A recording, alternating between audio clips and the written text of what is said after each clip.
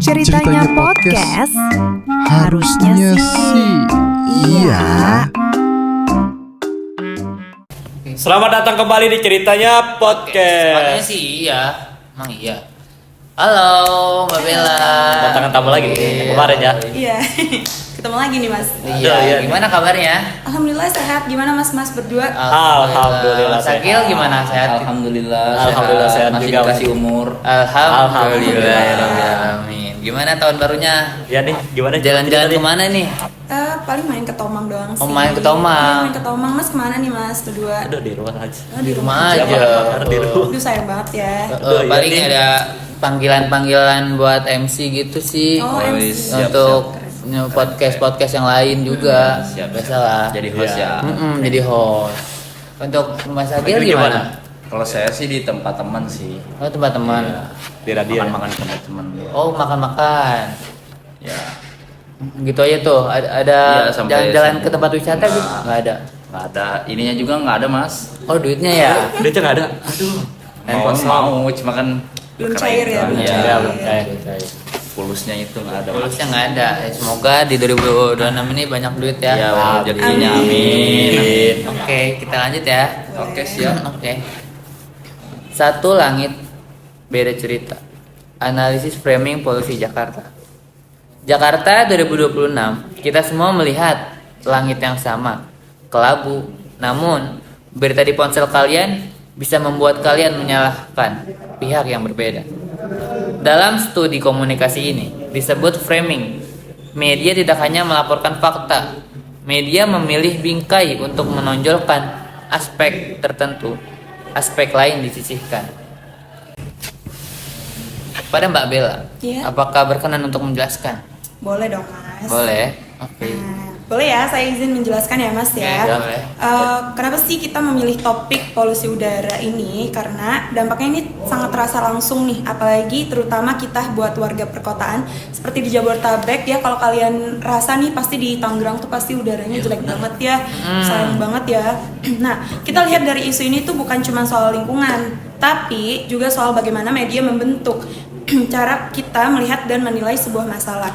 Nah, lewat pemberitaan polusi udara, media juga sering nih menyoroti sisi tertentu, mulai dari kualitas udara yang memburuk, terus juga pemeran pemerintahnya, terus juga sampai pengguna data ilmiah yang akhirnya mempengaruhi perhatian dan opini publik.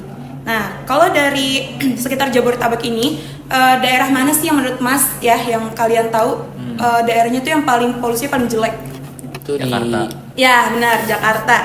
Nah kalau di Jakarta ini kenapa sih kok polusinya paling tinggi gitu? Nah kita bisa lihat banyak faktor penyebabnya, seperti kendaraan bermotor, aktivitas industri, dan juga kondisi cuaca, dan juga padatnya penduduk nih ya. Dan juga kita bisa lihat nih dari dampaknya. Dampaknya itu yaitu adanya masalah kesehatan pernapasan seperti ISPA dan juga asma yang akut nih, banyak ya yang kena asma gitu juga ikut meningkat nih. Jadi nggak cuman polusinya aja, tapi juga dari dampaknya juga ikut meningkat. Nah di situasi seperti ini, media juga punya peran besar nih dalam membentuk persepsi masyarakat tentang seberapa serius masalah polusi udara dan siapa yang harus bertanggung jawab. Dan juga karena itu, pemberitaan Detik News menarik nih untuk dibahas sebagai contoh bagaimana framing media bekerja dalam isu polusi udara. Seperti itu Mas. Iya, seperti itu. Untuk Mbak Bella, makasih ya untuk penjelasannya, sangat jelas banget. Jadi begitu ya. Oke, selanjutnya Mas Agil yang akan menjelaskan penjelasan teori komunikasi massa yang digunakan. Oke siap. Saya akan menjelaskan teori framing menurut Erving Goffman dan juga Robert Entman. Teori framing ini tuh menjelaskan bahwa media itu tidak hanya memberikan informasi, tetapi juga turut membentuk cara publik menafsirkan suatu peristiwa lewat pola, seleksi, dan juga penyusunan pesan. Goffman menyebut framing sebagai schemata of interpretation, yakni kerangka yang membantu individu memahami realitas. Sementara itu, Entman menekankan bahwa proses framing ini melibatkan 4 langkah, yaitu memilih aspek realitas tertentu, memberikan penekanan pada elemen tertentu, mengabaikan elemen lain, dan juga menyusun narasi yang menuntun interpretasi pembaca. Oke, untuk selanjutnya kita akan beralih ke sesi selanjutnya. Terima kasih atas Mas Bella dan Mas Bella, Mbak Bella ya. Iya. Oh maaf, sorry, sudah lapar banget. Iya, udah lapar ya. Dan Mas Agil. Ya. Sampai jumpa. Ya. Selanjutnya kita akan mendengarkan 4 indikator teori Edman tahun 1993 yang dibacakan oleh Mbak Fani, Mas Rafli dan Mas Aida. Oke, di sini kita akan mendengarkan penjelasan dari Mbak Fani dulu ya. Untuk Mbak Fani dipersilakan. Oke, sekarang kalau kita bahas analisis hubungan berita sama teorinya tuh khususnya di bagian teori selection atau pemilihan fakta di berita Detik News ini tuh media memilih untuk menyoroti kondisi kualitas udara yang tidak sehat, lalu mengangkat reaksi publik yang merasa khawatir nih dengan dampaknya bagi masyarakat. Nah, dari sini tuh perhatian pembaca langsung diarahkan ke rasa ancaman dan rasa yang sedang dirasakan oleh masyarakat. Nah, Detik News juga menjadikan KLHK sebagai sumber utamanya. Yang ditonjolkan tuh bukan cuma data, tapi himbauan tentang mitigasi dan juga adaptasi.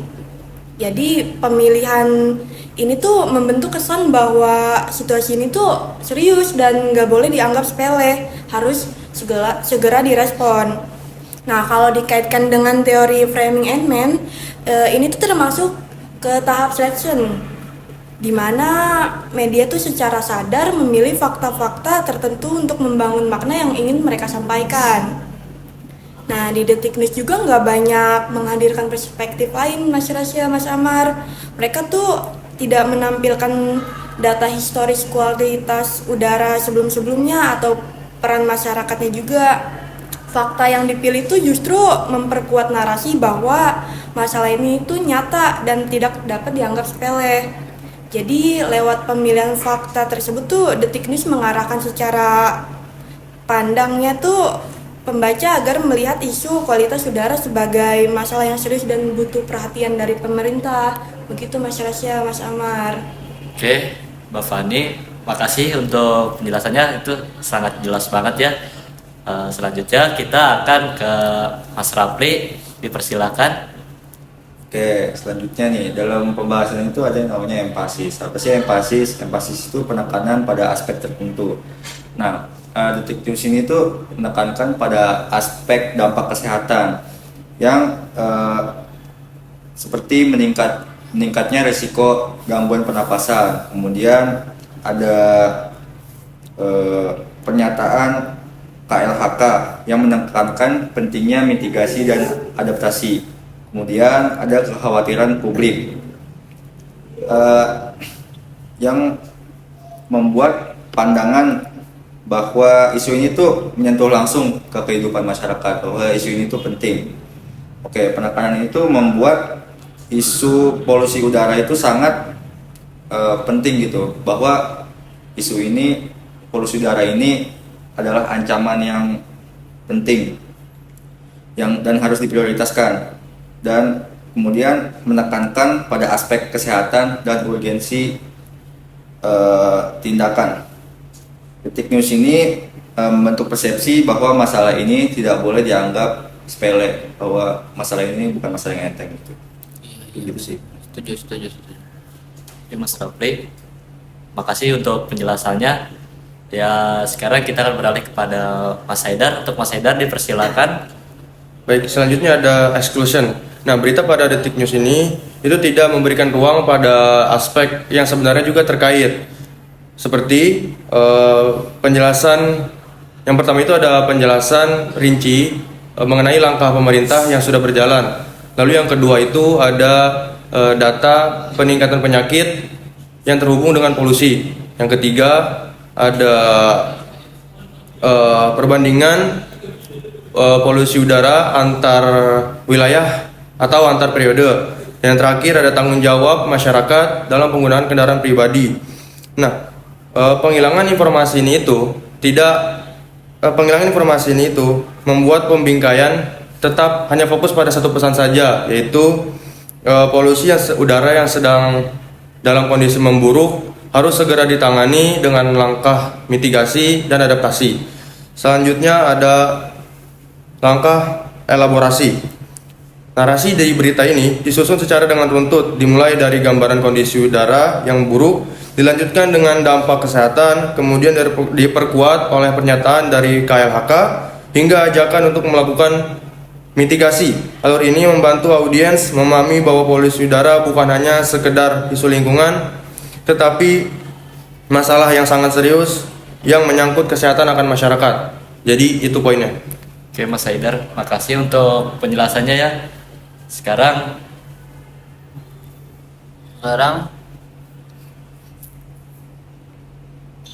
kenapa? Itu dikat udah.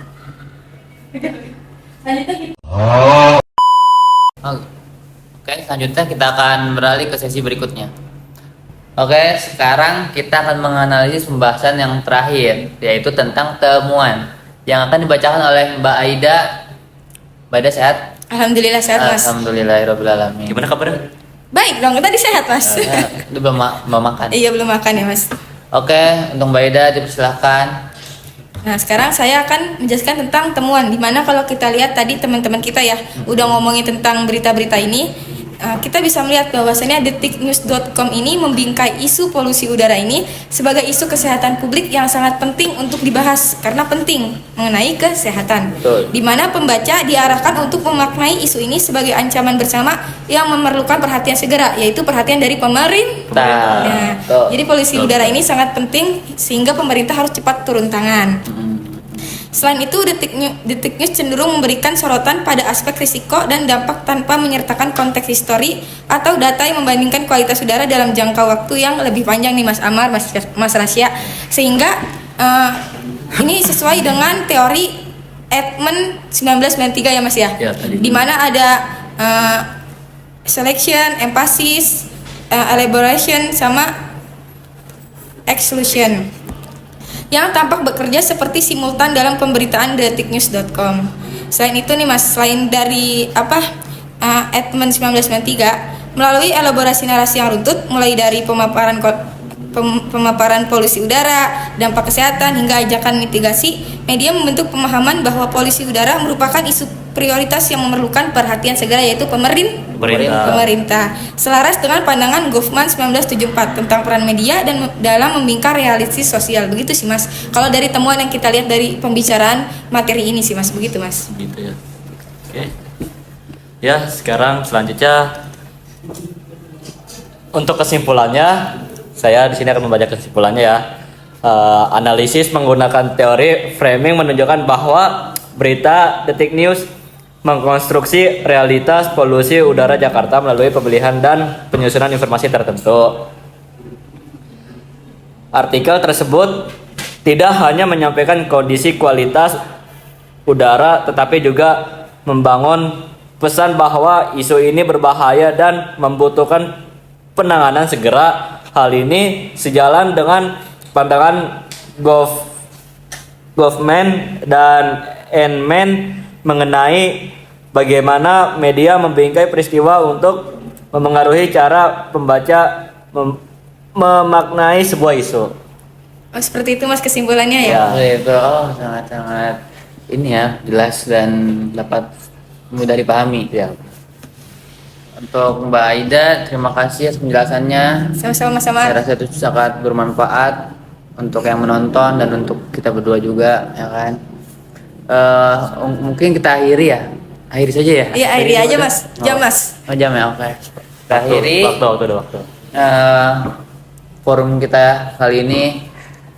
Terima kasih banyak atas kerjasamanya. Assalamualaikum. Assalamualaikum warahmatullahi wabarakatuh.